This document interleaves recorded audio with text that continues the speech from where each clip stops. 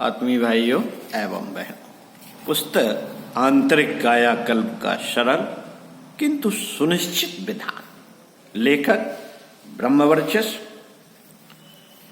पृष्ठ 36, 39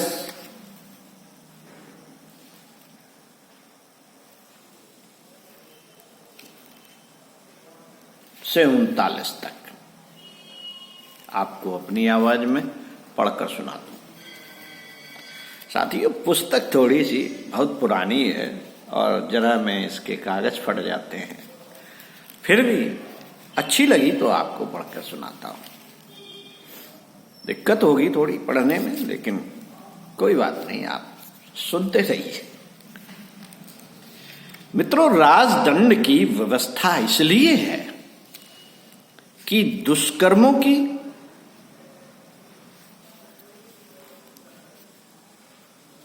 रोकथाम की जा सके और अनीत बरतने वालों को उनकी करतूत का मजा चखाया जा सके।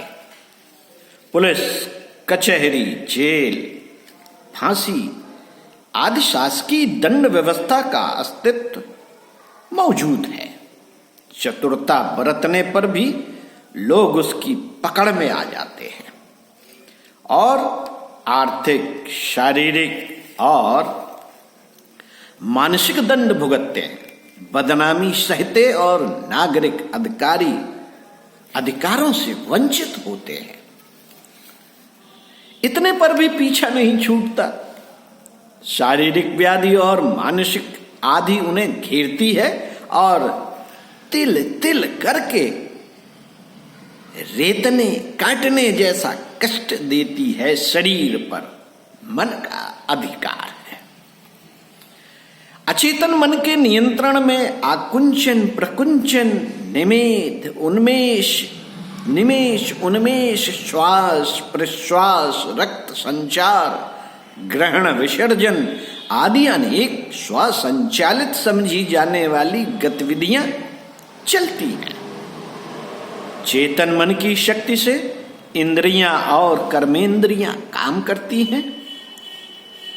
प्राण निकलते ही शरीर सड़ने और नष्ट होने लगता है। चेतना का केंद्र संस्थान मस्तिष्क है। मन के रूप में ही हम चेतना का अस्तित्व देखते एवं क्रियाकलाप का अनुभव करते हैं।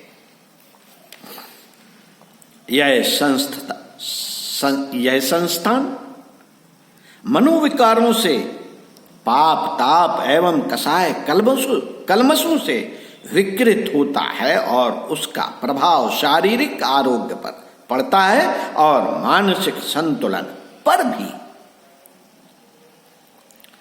नवीनतम वैज्ञानिक शोधों का निष्कर्ष यह है कि बीमारियों का केंद्र पेट या रक्त में न होकर मस्तिष्क में रहता है। मन गड़बड़ाता है तो शरीर का ढांचा लड़खड़ाने लगता है। बीमारियों की नई शोध होती है और उनके लिए आए दिन एक से एक प्रभावशाली उपचार ढूंढे जाने की घोषणाएं होती है।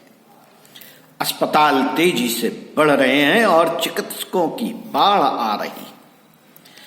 आधुनिकतम उपचार भी खोजे जा रहे हैं। इतने पर भी स्वास्थ्य समस्या का कोई उपयुक्त समाधान निकल नहीं रहा। तात्कालिक चमत्कार की तरह दवाएं अपना जादू दिखाती तो हैं, पर दूसरे ही क्षण रोग बदल कर नई आकृति में फिर खड़े हो जाते हैं। यह स्थिति तब तक बनी रहेगी जब तक कि मानसिक विकृतियों के फलस्वरूप नष्ट होने और अगणित रोग उत्पन्न होने के तथ्य को स्वीकार नहीं कर लिया जाता। मित्रों, न केवल शारीरिक वरन मानसिक रोगों की भी इन दिनों बाढ़ आई हुई है। सिर दर्द, आधाशीष, जुकाम, अनिद्रा, उन्माद, बेहोशी के दौर आदि तो प्रत्यक्ष और प्रकट मस्तिष्कीय रोग है। चिंता, भय, निराशा, आशंका, आत्महीनता जैसे अवसाद और क्रोध, अधीरता, चंचलता, उद्दंडता, ईर्ष्या, द्वेष, आक्रमण जैसे आवेश मन संस्थान को ज्वार भाटों की तरह असंतुलित बनाए हुए हैं। फलतः मानसिक क्षमता का अधिकांश भाग निरर्थक चला जाता है।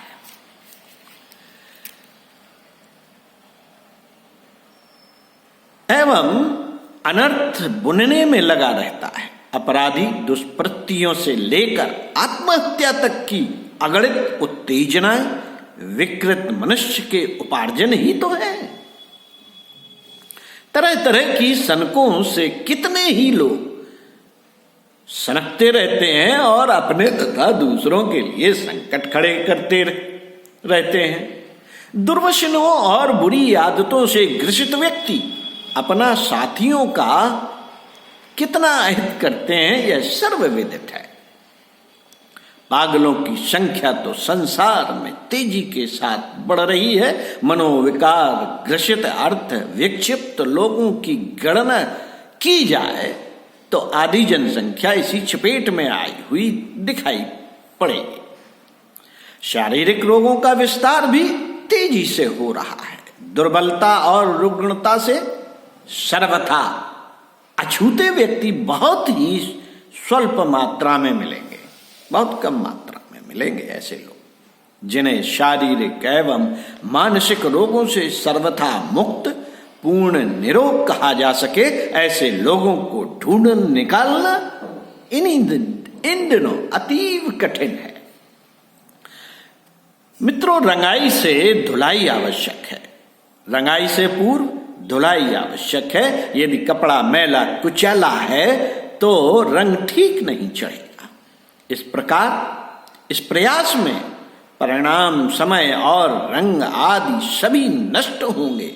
कपड़े को ठीक तरह से धो लेने के उपरांत उसकी रंगाई करने का अभीष्ट उद्देश्य पूरा होता है। ठीक इसी प्रकार आध्यात्मिक प्रगति के लिए की गई साधना का समुचित प्रतिफल प्राप्त करने के लिए उन अवरोधों का समाधान किया जाना चाहिए जो दुष्कर्मों के फलस्वरूप आत्मोत्कर्ष के मार्ग में पग पग पर कठिनाई उत्पन्न करते हैं।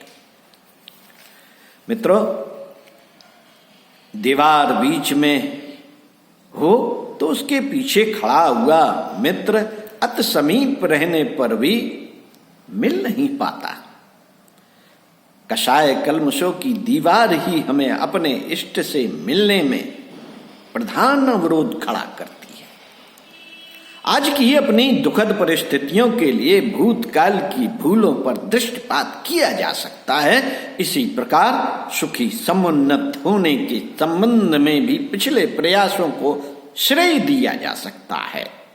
इस पर्यवेक्षण से सीधा निष्कर्ष यही निकलता है कि अशुभ विगत को धैर्य पूर्वक सहन करने या फिर उसका प्रायश्चित करके परिशोधन की बात सोची जाए। शुभ पूर्वकृत जो आपने अच्छे काम किए हैं पहले, उन पर संतोष अनुभव करें और उस सत्य प्रवृत्ति को आगे बढ़ाएं। यह नीति निर्धारण की बात हुई। अब देखना यह है कि यदि आदि व्याधियों के रूप में अशुभ कर्मों की काली छाया सिर पर घिर गई है तो उसके निवारण का कोई उपाय है क्या? जो कर्मफल पर विश्वास न भी करते हों उन्हें भी मानवीय अंतःकरण की संरचना पर ध्यान देना चाहिए और समझना चाहिए कि वहां किसी के साथ कोई पक्षपात नहीं है। पूजा प्रार्थना से भी दुष्कर्मों का प्रतिफल टलने वाला नहीं।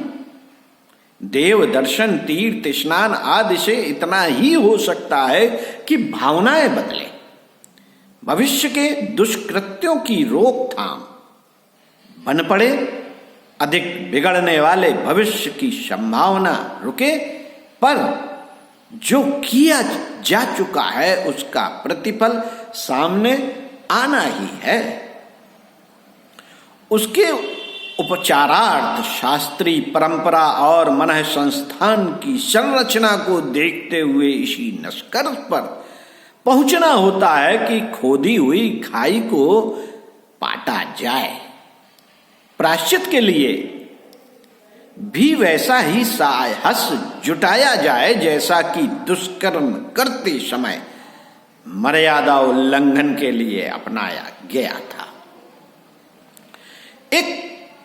यही एकमात्र उपचार है जिससे दुष्कर्मों की उन दुखद प्रतिक्रियाओं का समाधान हो सकता है और शारीरिक रोगों, मानसिक विक्षोभों, विग्रहों, विपत्तियों, प्रतिकूलताओं के रूप में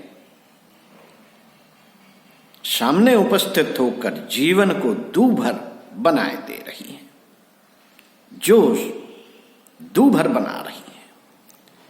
यह विषाक्तता यदि लदी रही तो भविष्य के पूरी तरह अंधकारमय होने की भी आशंका है।